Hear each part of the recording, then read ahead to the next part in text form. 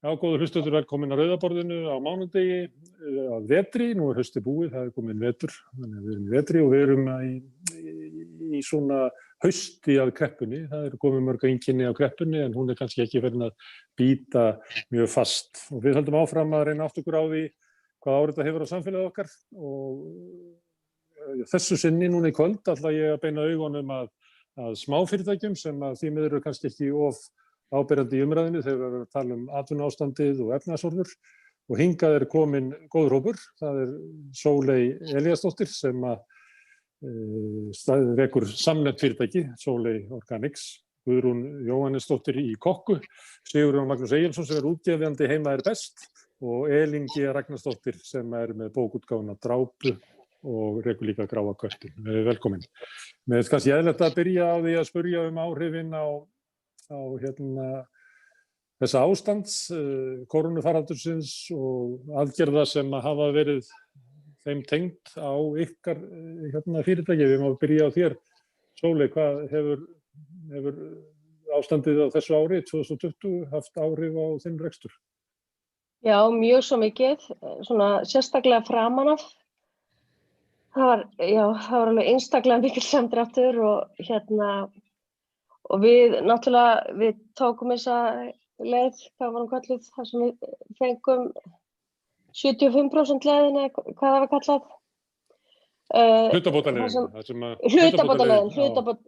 Hlutabótaleiðin.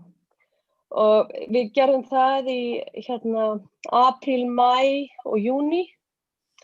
En svo fór aðeins að vænkast hjá okkur, þá Íslendingarnir fóru að ferðast. Það sem að við höfum náttúrulega bara haft lítið fjármagn til markaðssetningar, þá höfum við svona svolítið einblínt á ferðamanninn, kannski allt of mikið og sem náttúrulega bara hefur kennt okkur það að það borgar sig ekki að vera með öll eggin í sömu körfunni. Og já, þannig að Íslendingarnir fóru mjög svo mikið að kaupa vörurnar okkar en það ennþá mikill samdráttur en það hefur aukist rosalega vefverslunin okkar hérlendis. Og ég trúi ekki annað en að við förum að sjá fyrir endan á þessu Já, túrismi komið aftur. Já. Þannig að núna þurfum við bara að fókusera meira á innlenda vefverslun sem hefur náttúrulega bara aukist alveg gigantískt og líka erlenda vefverslun. Þannig að Má ég spyrja fyrirtækið, hvað voru margir sem unnu þar? Eru færri starfsfólk sem unnu þarna? Eða ef þú getur ekki nefnt eitthvað svona tölur hvað samdráttur var mikill, helmingaðist hann? Já, hann meira en helmingaðist. En það nú bara svolítið gaman að segja frá því að í stað þess að svona pakka í ofmikla vörn, þá bara fórum við að hugsa, hvernig getum við byggt upp fyrirtækið okkar og ég réði með þess að auka manneskinn sem þá í markaðsmálunum. Og hún byrjaði þessi manneskja núna í september og við erum bara að markaðssetja og erum bara að reyna að byggja undir og undirbúa okkur betur. Þannig að við ráðum við þetta eins og en svo bara kemur eitthvað, ég veit það ekki. Þannig að við erum ekki búin að segja neinum upp. Við erum ekki þurft að gera það hingað til. Það nú oft haldið fram að það sé meiri segla í smáfyrirtækjunum, þessu fljótari að aðlaga sig breyttum aðstæðum og breyta kannski freigátu í spýttbát ef á þarf að halda. Já. Þú ert eiginlega að lýsa því. Elín, þú stóðst í stappi fyrir einhverju missunum síðan við borgaryfirvöld út af Gráa kettinum og eilífum gatnaframkvæmdum fyrir utan. Og það búið. Og það var varla búið að leggja Hverfisgötuna þegar kórónuveiran kom. Já, hvaða áhrif hafði þetta? Þetta var í fyrra sem var lokað í 8 mánuði aðgengi að kettinum, meira að minna. Og það mál ekkert búið, það fer fyrir dómstóla núna eftir áramót, þannig að við ætlum ekki að gefa þumlung eftir þar. En kötturinn hefur auðvitað átt mjög bágt í þessari veiru. Þessar veitingar sem eru þar í boði passa ekkert sérlega í svona heimsendingu. Þú vilt fá eggin bara nýsteikt, ekki í plastkassa heim til þín. Og fyrirtæki í veitingarekstri eru svona milli skips og bryggju, hvað segir maður, þeim ekki gert að loka, en það eindregið mælt með að fólk fari ekki þangað. Og það svolítið sérstakt að heyra Þórólf og alla segja bara ekki fara á veitingastaði, en það samt opið, þannig að við fáum ekki lokunarstyrkina eins og Krafnar og þessi fyrirtæki sem þurfa að loka. En varðandi gráa köttinn, þá einhvern veginn kemur ekki til greina hjá okkur að fara á hausinn og við höfum gert það sem á ekki að gera í viðskiptum. Við höfum tekið lán fyrir tapinu og við trúum því bara að þetta klárist og við ætlum að bara vera ennþá til, þetta búið. En við erum auðvitað líka að hugsa út fyrir boxið og við erum að fara að koma kaffi inn í matvöruverslanir, gráa kattakaffið. Þannig að þú verður bara einhvern veginn að hugsa stanslaust og finna upp á einhverju nýju. Og við höfum getað haldið flestu starfsfólkinu ennþá í einhverju vinnu, ekki í fullu starfi þetta. Þannig að, já. En bókbálta var hendingsverð. Hafið þið notað hlutabótaleiðina eða hafið þið fengið lokunarstyrki? Nei, við fáum náttúrulega ekki lokunarstyrki af því okkur ekki gert að loka. Við megum hafa opið, þá megi bara 10 vera inn í einu. Þannig að við föllum ekki undir þar og við fórum í hlutabótaleiðina í vor. Og það er það eina sem við höfum gert. Já, við náttúrulega, það sem við gerum líka, við komum með nýja vöru eins og bara handsprit og handsprit til að setja í vasann og erum núna að byrja að selja það í Krónunni. Þú veist, verslun sem við höfum kannski ekki, þú veist, við höfum aldrei áður verið inn í svona nýlendu vöruverslun. Þannig að við erum með nýja handsáp og sprit sem svona mjúkt sprit sem brennur ekki eins mikið upp og hinn spritin. Ekki alveg eins andstyggilegt og hitt. Nei. Sigurjón, þú keyptir fyrirtæki í kreppunni eða ekki? Já, ég er búinn að vera með miðja.is í langan tíma og það var nú ekki að miklu að taka en svona fjórðungs samdráttur bara, skiptir bara öllu máli en það vill til að það ekkert undir raunverulega nema, það náttúrulega mín vinna en svo það náttúrulega aðgerð þjónusta eins og vistun á síðunni og ef það gerði netárás á mig og það var eiginlega 2 mánaða velta sem fór ég að laga það og þetta svona hvimleitt. Þannig ég gasti eiginlega upp á þessu og ég keypti útgáfuna þetta Heim best. Það eru áskrifendur og þá maður með svona sýnilegt viðfangsefni. Þar ég með sem sagt áskrifendur og sé þá nokkurn veginn hvernig stokkurinn og þá get einhver áætlan. Ég sé eitthvað fram í tímann. En það sem var hjá mér var svo sem það bara ég í rauninni, þannig að það var svona að litla missa í sjálfu sér og það veit allir sem hafa reynt að gefa út vefmiðla að það þeir skil einhverjum arði. En svo hefur verið með önnur verkefni sem að útgefendur hafa byggt það svolítið upp á auglýsingum og það ég veit 25–40% samdráttur í því öllu saman. Þannig að þetta mjög breytt allt saman en ég keypti þetta Heim best og kann því bara mjög vel. Við erum að ganga frá 3. blaðinu frá því ég keypti og það bara fínt en þetta sér maður að það til dæmis ekkert svigrúm fyrir auglýsingasölu eða inn í þetta, það enginn í stöðinu. Þannig að já. Og Heim best búið að lifa svo lengi, ég veit ekki hvað Viðbrögðin mín voru að kaupa bara meira. Og Heim best svo gamalt að ég veit ekki alveg hvað gamalt en manni finnst þess að hafi lifað heimsstyrjöldinni. Já, þannig að það næri ekki heimsstyrjöldinni. Nei, en þetta samt, það veitum vel, en það gamalt tímarit sem 70 ára. Guðrún, þú það ekkert víst að það hafi verið samdráttur hjá þér. Það var aukning á þessu ári í byggingavöruverslunum af því allir voru heima og ég veit ekki hvernig það var í eldhúsinu. Var aukning hjá þér? Það fóru náttúrulega allir að baka. Það náttúrulega þekkt hugleiðslu aðferð það að nota deg, þannig að súrdegsbylgjan ekki bara búin að vera hérna á Íslandi, heldur eiginlega út allan heim. Það að sjá myndir af Justin Trudeau með súrdeg í fanginu og svo framvegis. Og það var bara algjör sprenging í þessu. Fólk náttúrulega eyðandi meiri tíma heima þannig að það frekar tíma til að elda. Og ég bara heppin að vera í þeim geira þar sem var vöxtur. Og þegar fyrsta bylgjan skalla og þá vorum við bara snögg að bregðast við og það kostur við að vera með lítið fyrirtæki eins og Sóli var að segja áðan. Þá fer maður bara að framleiða handsprit. Og við, með leið og við sáum þennan aukna áhuga á súrdegi, þá fórum við bara að skoða, hvaða byrgjar eru með bestu súrdegsgreiðarnar. Svo höfðum við bara samband og náðum að flytja í nýjar vörur og bæta í úrvalið og vera bara snögg að bregðast við. Og það var gríðarlegur vöxtur í vefsölu hjá okkur. Við erum búin að vera með vefverslun í 16 ár. Þannig að hún orðin nokkuð þekkt og hún hefur svo sem ekkert staðið undir sér fyrstu árin. Það hefur alltaf bara verið fyrst og fremst góð búðagluggi hjá okkur. En það var gríðarleg aukning. Ég held að við verum 6-falda veltu milli ára í mars og 10-falda veltu á milli ára í apríl. Og núna fyrir jólin, við erum reynilega að íhuga hvort við þurfum að sitja á vaktir, byrja fyrr á morgnana til að pakka inn. Við erum jafnvel að fá stelpur, dætur, systur minnar með okkur í einhverja svona aukavinnu og það bara all hands on deck, svona slettir svolítið. Nú ekki alveg ljós hvernig jólaverslun verður, hvað verður leyft að vera margir inn í búðunum og svona? Nei. Kvíðurðu fyrir því eða tekur því bara eins og það verður?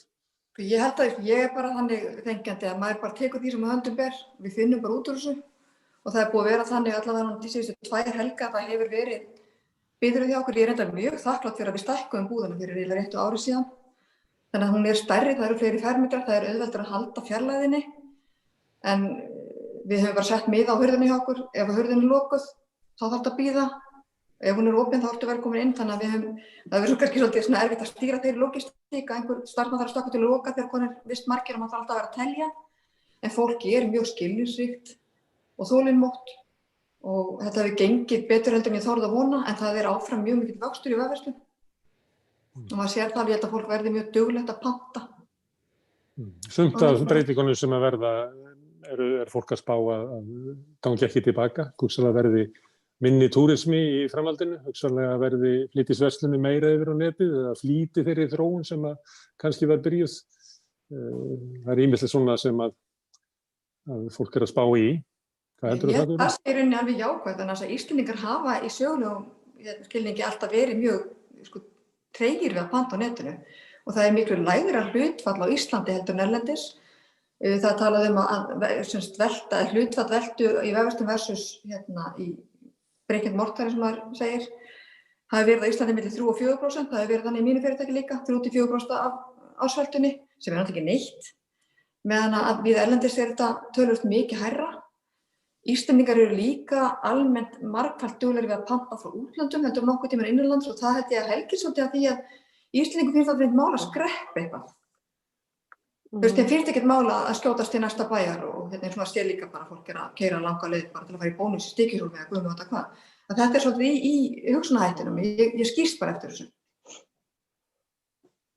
En mér langar að ræða við ykkur aðeins bara svona rekstrarumhverfi smáfyrirtækja svona almennt og hvort að rödd þeirra heyrist í samfélaginu. Við náttúrulega höfum í hverju fréttatíma þá fulltrúar samtaka atvinnulífsins sem að tala fyrir hönd fyrirtækja og stundum veltið með fyrir sig fyrir hvaða hönd samtök atvinnulífsins að tala, hvort að það sé verið að tala fyrir hönd ykkar sem að standið í rekstri eða hvort það séu bara allra stærstu eigendur, allra stærstu fyrirtækjana sem að verið að tala fyrir hönd. Má ég spyrja ykkur hvort þið hafið svona tilfinningu fyrir það, hvort að rödd smáfyrirtækjanna sé nú áberandi í umræðinu atvinnuástandið og efnahagslífið? Þú þarft að borga til þess að vera hluti af því samtökum atvinnulífsins. Það kostar lítil fyrirtæki allt og mikla peninga að vera í samtökum, hvað heitir þetta? Samtök atvinnulífsins? Já.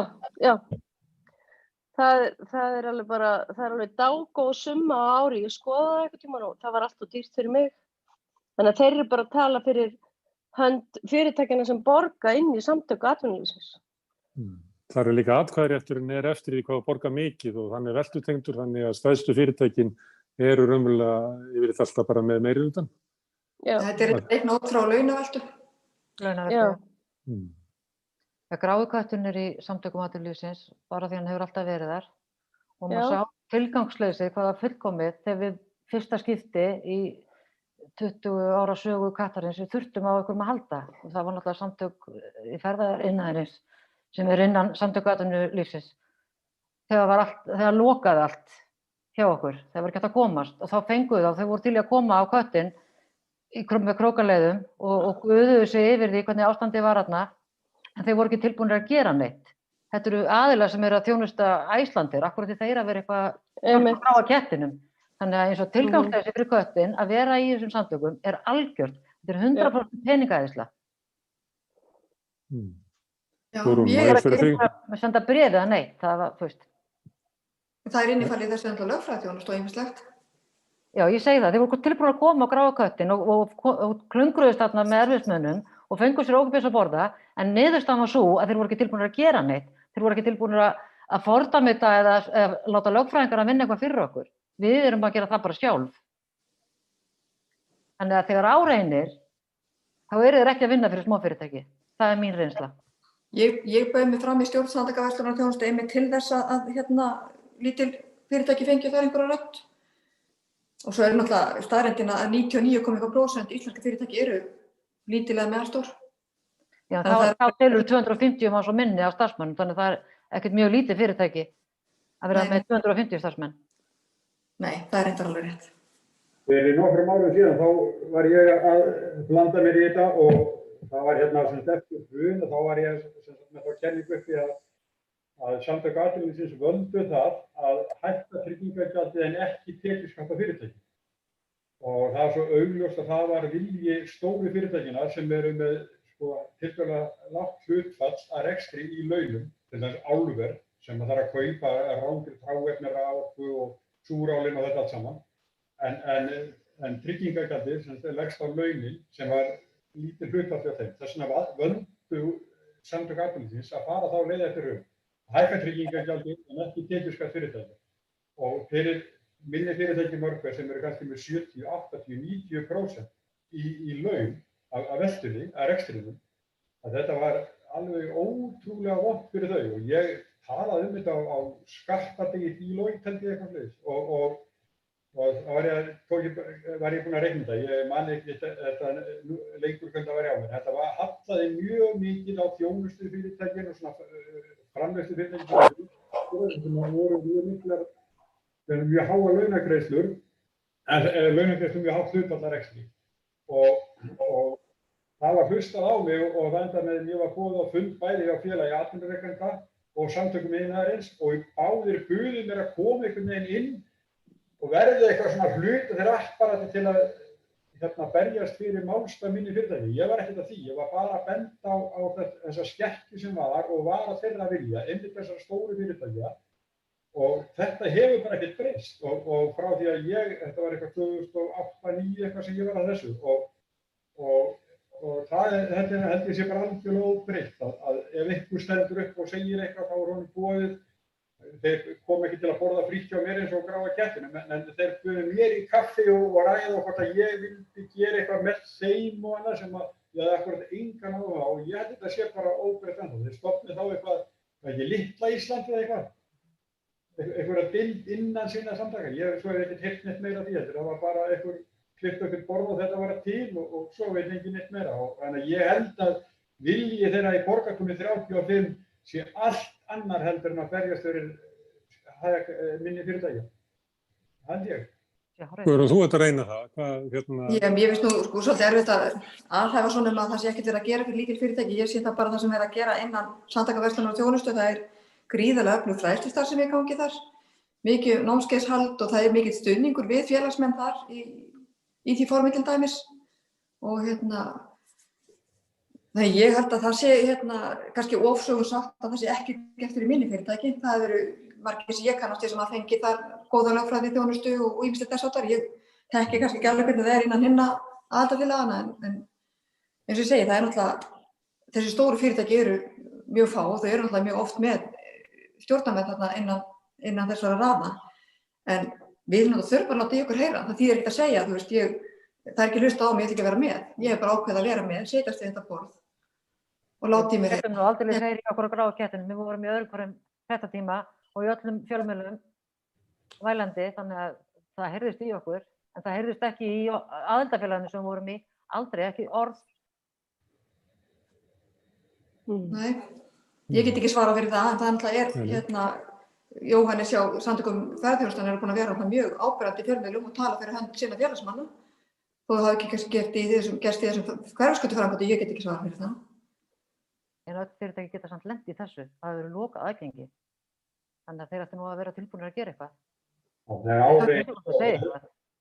Þegar áreynir og það þurfa að sýna sig opinberlega að taka málstað þeirra sem minn eru, þá held ég þeir gerir það bara ekki. Ég bara held það. Nei, það nákvæmlega, þegar áreynir. Maður heldur að maður sé með einhverju tryggingu, en þú ert ekki með hana. Og kaffi, konfekt og einhver námskeið eitthvað, ég held að þetta snúist ekki svo mikið það. Ég held að þetta snúist svona afkomuna og að þeir taki málstað þeirra sem meira borga. Þegar áreynir. Ef að hagsmunir skarast, það sé. Þú ert til að segja að þetta séu ólíkir hagsmunir, að smá fyrirtækin hafi ólíka hagsmuni, til dæmis gagnvart skattaumhverfinu, hvernig það samsett heldur stórfyrirtækin. Það sem að kannski stórfyrirtækin þar eru hluthafar sem eru eigendur sem að greiða arð út úr félagunum, á meðan að smáfyrirtækin held ég að séu miklu meiri í því að fjárfesta inn í rekstrinum. Já, en einn daginn vill maður kannski borga sér arð út úr fyrirtækinu sínu. Þú veist, maður kannski fyrstu árin að bara setja peningana aftur inn í reksturinn og þá viltu kannski ekki þurfa að borga alltaf mikla skatta því, þú veist, að því þú ert búin að vera að borga skatta. Þið vitið. Svo tekjuskatt fyrirtækja? Já, ég meina, náttúrulega það er engir tekjuskattar af því að maður bara alltaf á núllinu, sko. Já, það held ég að sé algengara með smáfyrirtækin að þau eru rekin þannig bara á núllinu og eru raunverulega ekki með tekjur, þannig að lækkun á tekjuskatti kannski ekki mikill ávinningur fyrir svona venjulega smáfyrirtæki. Þó svo að kannski smáfyrirtæki dreymum að verða stórt seinna til þess að geta borgað arð og vera rekin með svona hagnaði. Þá er algengara að smáfyrirtækin eru eiginlega rekin þannig að þeir sem eiga þau hafi af þeim atvinnu og tekjur og svo það oft þannig að í smáfyrirtækjunum fjárfest inn í rekstrinum til þess að geta stækkað og styrkt sig. Já, og einn daginn vill maður geta borga sér arð á þess að þurfa að borga of mikið af því, held ég. Það má ég segja hérna, sko, draumur að fyrirtæki verði stór. Mér finnst þær þrjár að vera með stór fyrirtæki samanburð við mig. Ég bara mörg fyrirtæki og ég er það gamall. Mér dreymir bara ekkert að verða stór. Ég dreymir bara að geta verið bara í mínu umhverfi og lifa því sem ég að gera. Ég á ekki stærri draum það. Ég fór heldur ekkert út í rekstur til að verða, stór eða rík eða neitt. Ég fór út í rekstur til að fara að geta vinnu við eitthvað sem er skemmtilegt og síðan finnst mér það ennþá mjög skemmtilegt fyrir að gera en ég verð aldrei rík að þessu en það eru aukaatriði, sko. En það sem og laus við að hafa yfirmann kannski. Það er líka algengt hjá fólki sem er í rekstri. Já, bara gera eitthvað sem manni finnst skemmtilegt. Það er kannski aðalatriðið. En mér finnst oft, talað það, rætt minni fyrirtækja hafi lítið vægi eins og kannski bara maður hugsa kjarasamninga. Og bara daginn þegar var að tala breytingar á fæðingarorlofslögum, þá fór ég að velta fyrir mér yfir þessu með auðvitað veit maður gjarnan að fólk fái gott fæðingarorlof, mér finnst það algjört lykilatriði, en ég velti fyrir mér, hafandi verið með barnshafandi starfsmenn, að af hverju ekki hugsað út frá sem eins og ég veit yngsta barn búsett í Þýskalandi og þá frekar heldur en að kona fara í veikindaleyfi sem er mjög algengt á Íslandi, af því að það er gert ráð fyrir að kona geti unnið alveg þangað til hún bara fer á fæðingardeildina sem ekkert sérstaklega raunhæft og af því að fæðingarorlofið byrjar ekki fyrr en daginn sem barnið fæðist eða á settum degi þá lendir þessi tími þar sem konan er ekki fullfær að vinna alltaf á atvinnurekandanum og það er gríðarlega erfitt fyrir lítið fyrirtæki. Þetta er minna mál þar sem þú kannski með 200 manns í vinnu, einhver dettur út eða hefur takmarkaða starfsgetu þá dreifist það álag, kannski á einhverja tugi starfsmanna. Þegar þú ert með lítið fyrirtækja sem kannski bara 4 og einhver einn dettur út vikum á mánuði saman, maður er fullan skilning á því, maður vill að sjálfsögðu styðja við sitt fólk og sýna því að þann skilning sem maður getur. En það er svakalega erfitt. Og út í Þýskalandi dæmis, þegar ég gekk með mína yngstu, þá eru bara lög sem heitir mæðraverndarlögin sem segja að kona eigi ekki að vinna síðustu 6 vikurnar fyrir ásóknum fæðingardag. Þá er hún bara komin í fæðingarorlof. Og mér finnst þetta alltaf vanta inn í umræðinu hér, því það ekki verið að spá í hvað gerist inn í litum fyrirtækjum þegar einhver verður veikur eða eitthvað kemur upp á. Og þó maður vilja gjarnan að veikindaréttur sé ríkur, þá þetta allt saman, allt þetta umhverfi gríðarlega dýrt og erfitt fyrir lítil fyrirtæki. Já. Og Það er mikið áfall þegar einn af 3 starfsmönnum fer í veikindaleyfi, þá er það mikið áfall fyrir litla fyrirtæki á meðan að kannski fyrirtæki sem eru 1000 starfsmenn, að það þarf raunverulega ekkert að tryggja sig fyrir þessu af því að bara samsetningin sér það. Það er alltaf bara álíka margir sem eru veiki hverju sinni. En getur þetta verið það sem Sigurjón var að segja að sko hagsmuna rekstur í stórfyrirtækjana veldur því að til dæmis þetta sem mikið atriði fyrir smáfyrirtæki bara ekki á dagskrá. Ég hugsa ef að Samtök atvinnulífsins myndu setja þetta á dagskrá þá væri þetta eiginlega þau fá allt sem þau biðja hjá stórfyrirtækjum. Ég ætla að taka undir þetta, nákvæmlega hvað þú ert að gera, Smári. Þarna held ég reitt dæmi það að Samtök atvinnulífsins og fulltrúar þar hafa bara sýnt að þeir hafa mjög greiðan aðgang að stjórnvöldum að lagasetningu. Kristján Loftsson sendir bara tölvupóst og það bara beint í ráðherrann og hann breytir samkvæmt honum. Og ég held að þessi stóru þeir hafa greiðan aðgang að stjórnvöldum af lagasetningunni og þarna eitthvað sem að þeir fórna þessu fyrir eitthvað annað sem hagnast þeim betur. Þess vegna held ég að það sem að gera fyrir borgarkunni til ákveðin sé bara oft bara vont fyrir smærri og fyrirtæki. Þetta bara vont fyrir konur að það skuli vera svona. Þetta bara vont fyrir konur að það skuli vera svona. Það eru þær sem eru óléttar, það eru þær sem eru þá minni aðlaðandi sko, fyrir atvinnurekendur en kallar á sama aldri. Ef það var hægt að hún fer í fæðingarorlof bara eða fer í veikindaleyfi. Þannig að auðvitað átt að vera svona eins og í Þýskalandi. Það var algjör snilld. Ég hef ekki bara gefið þetta. Það er ekki alltaf möguleiki, en það bara, sko, aðrir bara vilja það ekki. Þeir vilja eitthvað annað í staðinn. Þetta eru kaups. Já, það má taka fleiri dæmi, þetta eins og með bara þessar nýjustu kjarasamninga þar sem á stytta vinnudaginn 9 mínútur. Hvernig á að gera það? Hvernig á ég að gera það? Ég loka 9 mínútur í 6 og senda alla heim. Ég veit ekki alveg hvernig ég á að gera þetta. Þetta er kannski minnamál það svo með fullt af fólki og það einhverjar vaktir og eitthvað róterandi, en hvernig styttur vinnudag þar sem opið í búð frá 10 til 6? Hvernig styttur vinnudaginn í 9 mínútur? Ég veit það ekki alveg. Þú sagði það, bara loka 9 mínútur í 6. Það er það sem verður fyrir. Eða opna aðeins seinna, 9 mínútur seinna. Svona já, opna 9 mínútur yfir. Já. En annað, varðandi ef við tökum þetta með fæðingarorlofið, að launafólk tryggir sig með heildinni, að það eru atvinnuleysistryggingarbætur og annað slíkt að þegar einhver lendir í áfalli að þá hafa aðrir og allir, og þeir náttúrulega líka sem nefndi í áfallinu, lagt í búk til þess að mæta því. Hefur ekki komið til tals hjá til dæmis smáfyrirtækjum að vera með sko sameiginlegan sjóð til þess að mæta til dæmis veikindum og langveiku og svona sem getur verið mikið áfall í litlum starfsmannahópi. Þegar nú er mjög til einn samtök smáfyrirtækja. Er ekki til? Já, það? Þú varst eiginlega að segja að gæti hugsanlega Samtök atvinnulífsins verið það? Já, það náttúrulega til eitthvað apparat innan sko, Samtök atvinnulífsins sem heitir Litla Ísland. Það er svona vettvangur fyrir lítil fyrirtæki að koma saman, en ég held að það sé ekki beint hagsmunabandalag, sko. Það vantar kannski Samtök smáfyrirtækja til þess að taka upp svona mál. Já, Samtök smáfyrirtækja.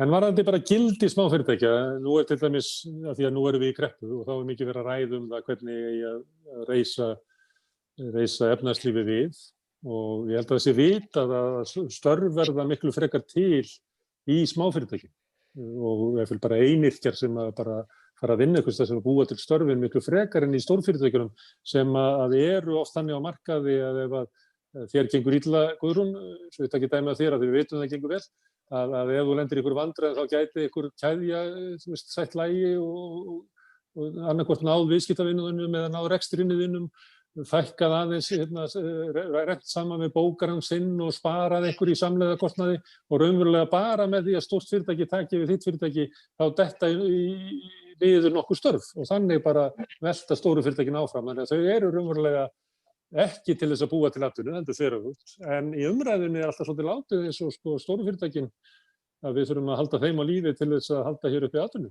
sem eiginlega akkurat öfugt. Skiljið, þetta gildi smáfyrirtækina.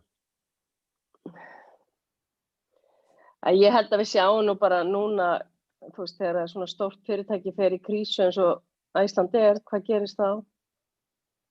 Það er rosalega mörg týnd störf núna. Þeir ráku alveg rosalega marga en eru ennþá á lífi. Þeir byrjuðu að reka áður en þeir fóru, bara þeir eru búin að vera reka eiginlega frá þeir lenti í krísinu. Já, ég meina, þeir gátu ekkert annað gert. Ég meina, hvað áttu þeir að gera, þú veist. En í svona kreppu verða oft lítil fyrirtæki til. Af því að þú ert ekki með vinnu og þú þarft að finna þér eitthvað að gera, þá skapast ný fyrirtæki. En hérna, ég held að þetta sé bara, ég held að skipti bara máli bæði. Bæði bara betra, bæði litlu og stóru fyrirtækin. Ég held að þetta skipti allt jafn miklu máli. Já, ég var eiginlega að spyrja hvort að röddin varðandi mikilvægi litlu fyrirtækina mættu heyrast.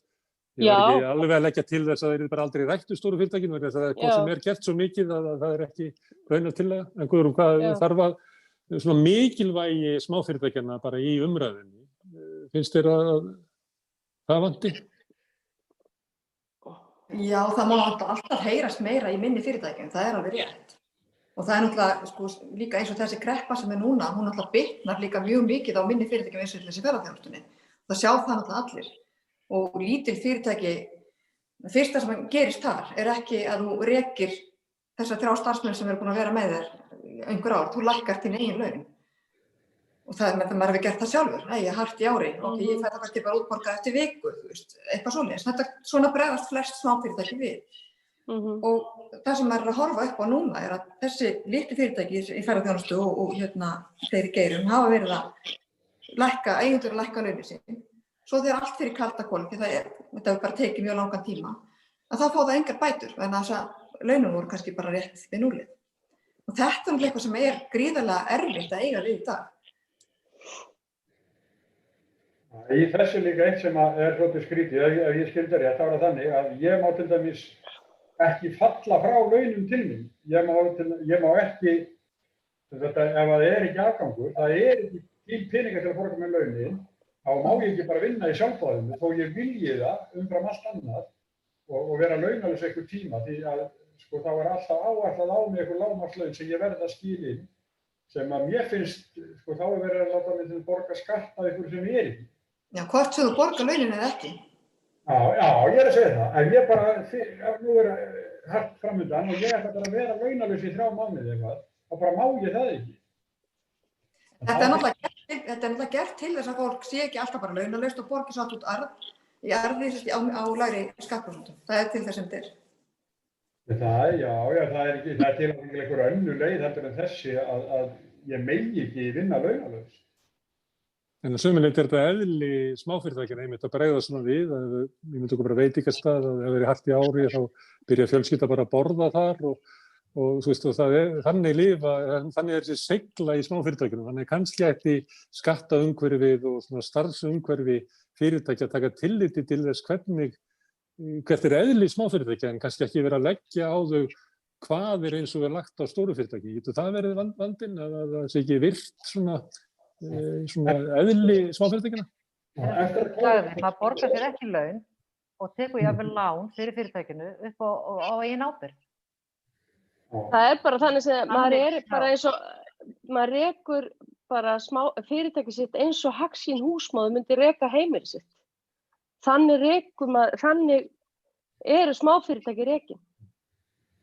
Það er bara maður passa bara börnin að borða og það sé það sé hægt að hita húsið og það sé rafmagn og hiti og það er bara það sem maður þarf að passa upp á. Svo finnur maður út úr restin. Sigurður er þetta dæmi að þetta megir ekki, að þú verður eiginlega reiknaði laun og það sé ekki tekið tillit til þess að svona hegða smáfyrirtæki sér í kreppunni, þannig að það er ekki gert ráð fyrir þessu. Lítið fyrirtæki sem litla veltu, eins og svo kom í COVID og þá var 1 mánuðurinn hjá mér, fyrsti mánuðurinn eftir COVID, þá voru tekjurnar 30.000 krónur yfir mánuð, 1000 kall á dag. Þetta er bara alveg borðleggjandi. En ég get aldrei komist upp með það að gefa bara upp á með 30.000 krónur. Og þá ég eftir að borga náttúrulega sko hýsingafyrirtækinu, bókhaldinu og allan, þannig að það er strax komið í mínus og þá eins og Sóley var að segja, þá fer maður að taka lán til að standa straumvörður. Þannig að ég veist sko að það er hægt að hafa meira svigrúm í þessu. Það er hægt. Og eins líka annað sem ég var að tala um á sínum tíma, það er þetta að við borgum virðisaukaskatt á 2 mánaða fresti. Segir sér svo að það er fyrirtæki, lítið fyrirtæki, skrifar upp marga reikninga og það eru sem sagt að eindaginn á þeim eru eftir vasktímabili og þá kemur vaskurinn sem er mikið meiri heldur en innkoman hefur verið. Og þetta er lítið fyrirtæki og á erfitt með að ráða þetta og ég spurði fyrir á sínum tíma, af hverju má ég ekki fara í tollstjóra og sýna fram á þetta. Ég er ennþá með þessa kröfur inn í bankanum mínum, ég er ekki búinn að fá það greiddar, ekki möguleiki að ég fái þá að splitta þessu vasktímabili niður á 2 mánaðamót líka. Þetta sé þá 2 mánaðamót í röð. Staðinn fyrir það að ég fyrir þá að fara í bankan, taka yfirdrátt til að lána ríkinu peninga sem augljóslega er ekki komið til mig. Ekkert sög. Og þetta var ég að nefna á sínum tíma. Ég var reyður um það. Og þetta finnst mér algjörlega galið að við getum ekki fengið við sýnum, við erum ekki að svindla eitt en eitt. Við getum opnað bækurnar og við getum sýnt innheimtuna í bankanum, dagsetningarna og reikningunum og allt saman. Ef við fengjum bara að splitta þessu yfir á næstu mánaðamót, helminginn og helminginn. Það vill engi ræða þetta, af hverju ekki? Nú er þetta bara svo augljós mál. En núna er aftur komið upp að nú mega fyrirtæki held ég bara fresta vaskgreiðslunni. Er það ekki svoleiðis? Jú, það er þannig núna. Já. Er það? Það hefur farið fram hjá mér. Allavega staðgreiðslunni. Það var eitt af þessum COVID-úrræðum.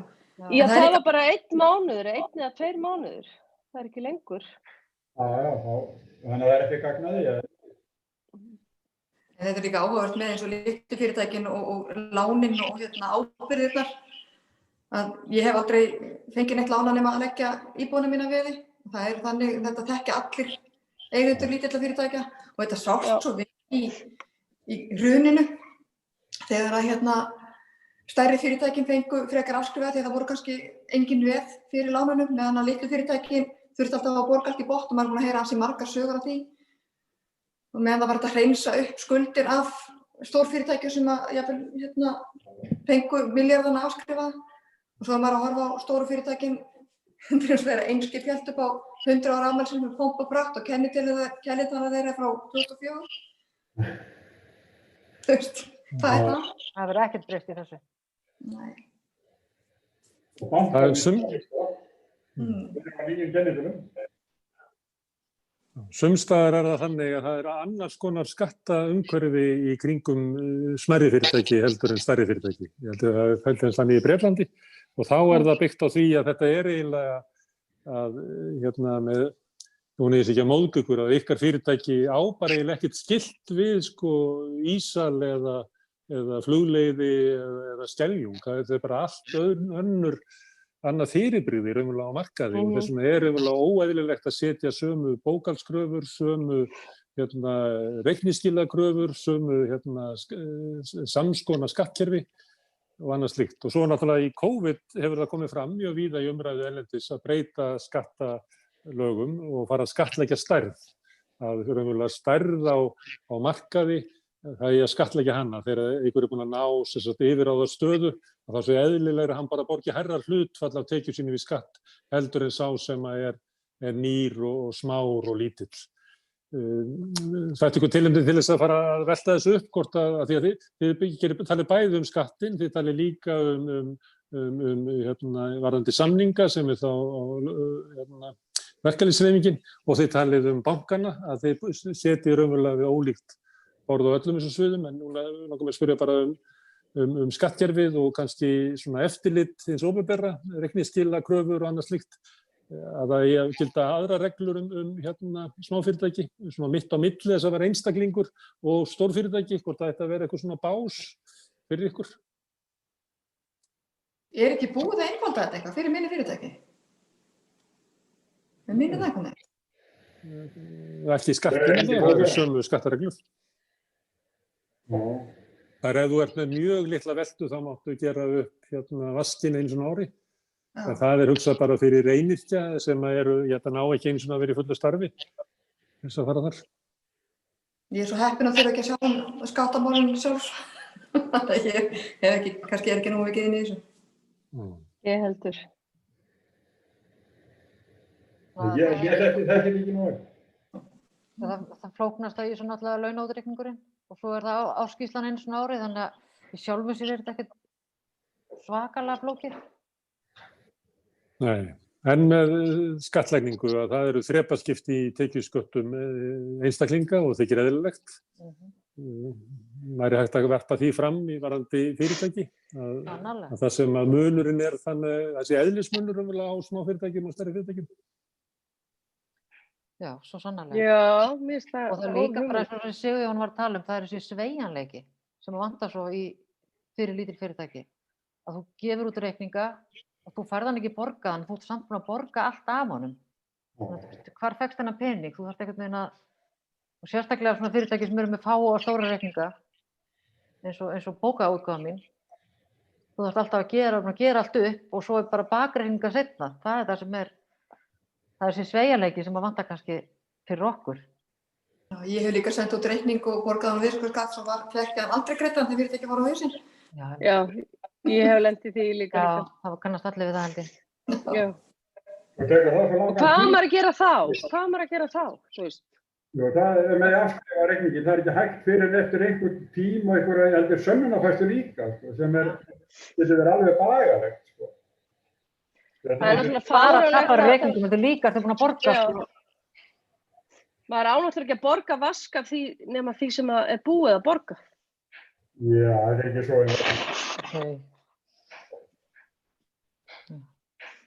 Já, en varðandi mikilvægi, ég ætla nú að reyna að tala svona að þessu mikilvæg, ég ætla alltaf því áfram, að þessu búið til störfin. En í smáfyrirtækjum er líka á sér stað nýsköpunin. Mér finnst það stundum þegar að vera að ræða þetta, þá hljómar það ekki alveg þannig að mesta nýsköpun eigi sér stað í smæstu fyrirtækjunum. Það virðist vera eins og nýsköpun eigi sér stað einhvern veginn í fyrirtækjunum og þegar að skilaboðin koma frá Halldóru Benjamín og félögum og Borgartúni, þá hljómar það alltaf eins og það séu allra stærstu fyrirtækin og það séu allra stærstu eigendur, allra stærstu fyrirtækin sem standi fyrir nýsköpun, en líklega langmesta nýsköpun sem á sér stað hjá smæstu fyrirtækjunum. Ég maður sér það tækni og lyfjageiranum og svona þetta byrjar oft hjá litlu fyrirtækjum. Já, ég held að það sé líka rétt. Það byrja og oft verða þessi fyrirtæki einhvern tímann stór eða það heppnaðist. Ef að hlutirnir gengu. Bara eins og þeir sem eru með svefnmælingarnar. Það er ennþá lítið fyrirtæki. Þannig að verða stóttir að gera komið svo mikla peninga. Já. Þeir eru líka með nýsköpun. Guðrún var með nýsköpun í sölu á eldhústólum. Flutti inn. Það er bara þannig. Það er mikil munur á kokka eða, ég ætla nú ekki að tala þessar gamlu búðir sem voru niður í bæ eða seldu. Þetta var nýjung með kokku og það var nýjung með þínu vörum Sóley að þið eru með bullandi nýsköpun. Hafið þið verið stutt í ykkar nýsköpun? Ég get ekki sagt það, nei. Við fengum ég er búin að sækja aftur og aftur einhverja styrki hjá Rannís.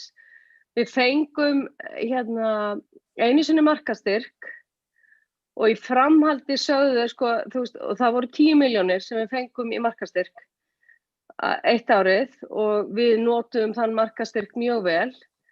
En í raun og veru að fá 10 milljónir til þess að fara að markaðssetja í Bretlandi og að fá ekkert í framhaldi, þá bara dettur þetta niður dautt, Það bara dettur í gólfið. Allt sem maður er búin að byggja undir, það er bara, og við erum búin að reyna aftur og við fáum ekki styrk. Svo er ríkisvaldið að loka hreinu núna með að leggja niður nýsköpunarmiðstöð sem hefur kannski verið einmitt fyrir einyrkja og hugvitsfólk að fara þangað inn. Og lausnin í þessu það bara að leggja það niður. En það rosalega skrítið hvernig þeir meta þessa styrki. Ég bara skil þetta ekki. Hvernig þetta virkar hérna hjá nýsköpunarmiðstöð. Það er Hún mjög hverfur og sérstakt. nú ætlast til þess að sko atvinnulífið sjálft sjá nýsköpunina og þá vitum við það að það eru bara stóru fyrirtæki sem að munu fá stuðninginn. Það er ekki verið að búa til rými fyrir smæstu fyrirtækin með ég. Hvað er komið í staði fyrir nýsköpunarmiðstöð? Það lítur að renna þá inn í eitthvað annað apparat eða eitthvað. Það á styrkja atvinnulífið sjálft til þess að gera þetta. Ég reyndar aldrei fengið styrk fyrir neinu. Þá með þessi erfitt var lán fyrir starfseminn þegar ég var að byrja því það vildi ekki lána einhvern svona búðarleik sko. Og ég fekk nú alveg að heyra það þegar ég byrjaði með þessa pínlitla búðin í Ingólfsstræti. Þá var kom til mín viðskiptavinnur og sagði nei það var eftir ég stækkaði. Þegar ég var komin upp á Laugaveg þá var einn sem kom til mér og sagði þetta er eitthvað annað heldur en þetta byrjaði bara svona hobby hérna niður í Ingólfsstræti. En fyrir mér hefur þetta aldrei verið hobby. Þetta var frá fyrsta degi brjáluð vinna og mitt lifibrauð. Þannig að þú veist, mér fannst þetta alltaf skrítið viðhorf. Herðu, má ég spyrja núna, teljið þið að sé þörf á því að stofna félag smáfyrirtækja til þess að þau hafi svona sjálfstæða rödd í samfélagsumræðinu, þar sem verið að tala atvinnuuppbyggingu, þar sem verið að tala atvinnumál og efnahagsmál? Það er alveg örugglega þörf á því. Vandamáli við allt svona er að í lítil fyrirtæki, nú ég búin að vera í alls konar félagsstarfi meðfram, að það er að taka voðalega mikið frá. Og maður hefur bara ekkert tíma til þess að stunda mikið svona sjálfboðavinnu, mæta á fundi og vera í einhverju baráttu þegar maður bara í meira 100% starfi í eigin fyrirtæki. Það er eiginlega vandamál. Eða það þyrfti bara að safna nógu mörgum og safnana eða þú veist að það yrði bara eitthvað gjald og það yrði bara ráðin manneskja til að sjá þetta. Það er bara, ég veit bara hvernig það hefur verið þegar maður hefur verið að reyna að safna félögum í félag kaupmanna niður í miðbæ til að standa í sameiginlegu markaðsstarfi og það hefur verið að fá fólk til að ganga í félag sem kostar 6.000 krónur á mánuði og þú getur ekki eytt 6.000 krónur á mánuði í sameiginlegt markaðsstarf, það er kannski ekki mjög grundvöllur fyrir rekstri hjá þér, en það er rosalega erfitt að fá fólk til að borga. Það er það bara. En ég held að það, ég tel þetta bara nauðsynlegt að gera eitthvað svona, að stofna einhver samtök, smá fyrirtæki, en það er bara hvernig það er gert, einmitt. Ekki hef ég tíma til þess að standa í einhverjum fundarhöldum og þess að þar. En þið deilið því náttúrulega með kannski segjum til dæmis eins og það er oft þannig að þeir sem það vantar baráttuna í samfélaginu, það geta verið alls konar hópar, en það er vegna þess að sá hópur er einhvern veginn vinnupíndur og þannig oft kvartað yfir því þáttöku almennra félaga í verkalýðsfélagunum en þegar það er kannski skoðað og kannski hvar eru innflytjendurnir er spurt og þá kemur ljós að þetta er fólk sem er meira minna í 1, 2 og 3 vinnum sem hefur eiginlega ekkert aflögu en ekki geta smáfyrirtæki verið í þeirri stöðu að þau geta ekki haldið upp í hagsmunabaráttu sinni vegna þess að enginn hefur tíma. Hvað segir þú Elín? Þarf að búa til félag smáfyrirtækja? Já, sko, eins og ég sagði, Gráu kötturinn er búin að vera að borga í samtök atvinnulífsins öll þessi ár og ég væri frekar til í að borga í eitthvað sem væri sniðið fyrir smáfyrirtæki heldur en í þetta apparat sem er með útgerðina og Icelandair og allt þetta og Shell og allt á sínum herðum. Já, klárlega. Ég að tala að borga. Þegar ég hætti með þátt í Sprengisamt, þá gerði ég svona að þakkarskap við sjálfan að ég gekk í 4 flokkum, gekk í 4 stjórnmálaflokka. Og núna á ég að fara að borga í desember eitthvað 4.000 eða 6.000 kall í Vinstri græn. Ég var alveg til að sleppa því og borga í eitthvað svona og ég sjái ekki að ég hafi beinan hagaði með mitt örfyrirtæki. En ég væri alveg, ég veist að ég samtals 15-20.000 kall ég er þetta búin að bæta 15 flokkni við núna, en ef ég myndi sleppa 4, þá ég að sé svona 20.000 kall ári, því ég geti alveg borgað í eitthvað svona sem ég teldi þó og geta búið til betra umhverfi fyrir fólk sem er að skapa nýja atvinnutækifæri og ég sé ekki, ég er bara einn og kann því mjög vel en já, ég verð alveg til í það að ef ég á að forgangsraða ég geti alveg sagt nú 4 flokkum og borga í eitthvað svona eða stofnið samtökin, þá skal ég gera það. Við sjáum til, ég hef spurt fleiri hópa þessu hérna við Rauðaborði, hérna hafa verið innflytjendur og fyrstu og annarri kynslóðu þegar þau eru að lýsa sko stöðu sín í samfélaginu sem bara eitthvað svona til hliðar og heyrast ekki raddir þeirra og ekki tekið tilliti þeirra í uppbyggingu þjónustu og öðru slíku. Þá hef ég spurt hvort það sé ekki komið tími til að stofna félag innflytjenda og sumir sem tóku þátt í því spjalli sögðu jú endilega eitthvað. Það er náttúrulega með einhverju slíku sem að sko breytingarnar verða og eins og þið eru að lýsa þessu núna bæði í dæminu með fæðingarorlof og svona, þá er alveg augljóst að smáfyrirtækin eru í annarri aðstöðu heldur en stórfyrirtækin og þurfa að gæta þeirra sérstaklega. Og svo hef ég reynt að mæra smáfyrirtækin hérna með að þau búi til störfin og það sé nýsköpun og svona, en við frekar furðulega dræmar undirtektir á ykkur. Vistu það? Víst það ekki. Það er fyrirtæki, ég man ekki hvað þetta Faktori eða eitthvað, sem auglýsir í hverjum mánuði að það kaupir góðar kröfur af fyrirtæki. Og það er það skiptu fyrirtæki, eins og við erum að lýsa það, sem ekki fyrir vaskjum að þeir eru búin að skrifa út reikningin, ekki búin að fá greiðslurnar inn. Þetta er Arion banki, Sigurjón. Er það Arion banki? Já, þetta er Arion banki. Ég var í viðskiptum með Arion banka og þegar ég var alveg ég var komin í algjöra kreppu og ætlaði að fara að nota A-factoring, að þá var það ekki hægt að því að ég var með of háan yfirdrátt. Þannig já. En afsakið Sigurjón, hver eru kjörin á því ef að þú selur kröfurnar þangað inn? Ertu að fara að tala um það hvað þið tækir mikið kött af því? Smáfyrirtæki, já. Nei, ég veit ekkert um það, ég bara sé þessar auglýsingar. Þetta er Arion banki. Það er verið að bjóða í kröfur fyrirtækja og þá eru náttúrulega smáfyrirtækina sem til dæmis lendi í þessu svona milli skiss og bryggju í vasktímabilinu og eiga kannski enga leið, eins og Sólveig segir, kannski of háan yfirdráttana og þurfa þá að fara til eitthvað okurlána til að framfleyta sér. Staðið fyrir það að væri hægt að koma og leggja fram gögnin á borðið og geta splittað borgarlegt og vaskinn í tveimur áfengu stað fyrir einu. Já, vandamálið við þetta er að þegar þú ert að framselja kröfuna eins og þá lendir bara sá sem getur ekki borgaði strax, því hann á ekki pening, ég ennþá mér í vanda, getur ennþá síður greitt. Þannig að það sem ég veist eiginlega verst í íslensku atvinnulífi, það eru sko þessar blóðsögur sem innheimtufyrirtækin eru. Að þú ert komin dag fram yfir, þá ertu komin bara svona 1000 kall hér og svo eftir 3 daga er komin 10.000 kall og svo er komin innheimtukostnaður og lögfræðikostnaður og svo reynir að hringja og segir þetta lagast ekkert þó ég fái meiri kostnað. Ég get ekki borgað þetta, ég var alveg staðið spórum að geta ekki borgað reikningar mér alveg réttum tíma. Og svo er þetta bara orðið verra sko. Það er komið fréttum ég keypti útgáfuna heima best. Að fyrstu sem hringdi við voru sölumenn frá þessum innheimtufyrirtækjum. Og það væri mér að kostnaðarlausu og hver að fá að borga launin ykkar. Og þannig að þeir gætu aldrei svara með þín og úrskipt. En fyrstu sem hringdu þá voru sölumenn frá innheimtufyrirtækjum. Já. Mæla ekki með. Nei. Ég gekk ekki þjónustuna, ég átti ekki að borga hana, enginn að borga hana held ég, en þetta var eitthvað aðsynlegt til að geta verið rétt. Heyrðu, það var fróðlegt að fá okkur hingað til þess að ræða stöðu smáfyrirtækja og við svolítið rættum hvort það þyrfti eitthvað félag, en ef ykkur eru að horfa á hana þátt og